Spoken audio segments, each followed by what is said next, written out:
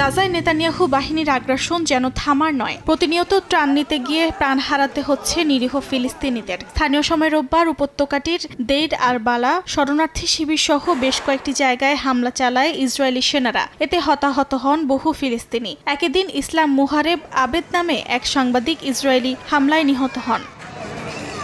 এদিকে ফিলিস্তিনের স্বাধীনতাকামী সংগঠন হামাসের সশস্ত্র শাখার মুখপাত্র আবু উবাইদাকে লক্ষ্য করে সামরিক অভিযান চালানো হয়েছে বলে জানিয়েছেন ইসরায়েলের প্রধানমন্ত্রী বিনিয়ামিন নেতানিয়াহু। সামরিক সেনারা এবং শিনবেট গৃহ নিরাপত্তা গোয়েন্দা সংস্থা যৌথভাবে এই অভিযান পরিচালনা করে। ইসরায়েলের প্রতিরক্ষা মন্ত্রী ইসরায়েল কাটস বলেন, ইসরায়েলি সেনাবাহিনীর হাতে হামাসের সশস্ত্র শাখার মুখপাত্র আবু উবাইদা নিহত হয়েছেন। তবে এই বিষয়ে কোনো মন্তব্য করেনি হামাস।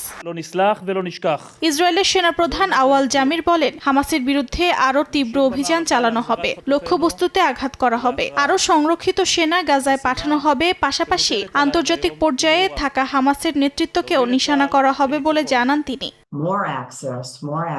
ওয়ার্ল্ড ফুড প্রোগ্রামের প্রধান সিন্ডি ম্যাককিন বলেন, ইসরায়েলের সামরিক অভিযান মানবিক সহায়তা পৌঁছাতে বাধা সৃষ্টি করবে, খাবারের সহজলভ্যতা সীমিত হবে এবং মানবিক কর্মীরা নিরাপদে কাজ করতে পারবেন না বলেও মনে করেন তিনি। মানবিক কর্মীরা কোনো লক্ষ্যবস্তু নয় উল্লেখ করে এই যুদ্ধাবস্থা অবিলম্বে শেষ করার আহ্বান জানান তিনি।